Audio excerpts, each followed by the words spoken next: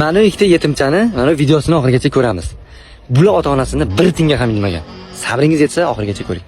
Shuning uchun bechora menga uylanish niyati bo'lmasa majburlab bu yerga kelyapman.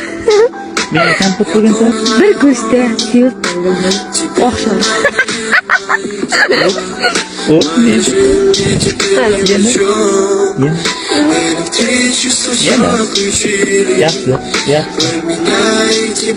Yetimda qatari kelyapman.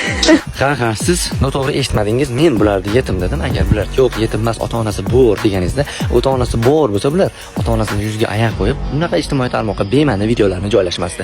Yo ko'rganmisiz, bironta san'atkor yoki shahardan chiqqan qizlarni mana shunday qilib videolar qo'ygandi. Yo'q, faqat shu qishloqda, chekka joylarda ot, qo'y, mol boqib yurgan, dabba, tappi bosib yurgan qishlarliklar qiladi-da bu ishni. Shaharliklar bunaqa ish qilib o'zini videosini tarqatib yubormaydi. Boshqa faqat razbor, Ko'chenskiy boshqa narsalarni hal qilib yurishadi-da. Buni faqat qishlarliklar qiladi. Nima deb o'ylaysizlar? Shaharda ko'pmi shunaqalar, yo qishloqda ko'pmi? Kimda qanaqa fikr bo'lsa, qanaqa videolar bo'lsa, hammasini tashlanglar, adminga qilinglar, kommentariyaga yozinglar. Shularning ishi yaxshi yoki yomonligini bilish uchun qo'llaringdan kelsa O'zbekistonda zo'r aql aytadigan ulamomi, domlami, qorimi hammasini videoga adminga qilinglar. Meni gaplarimni eshitib, xulosalarni kommentariyaga yozib ketsin. Oldindan hammaga rahmat.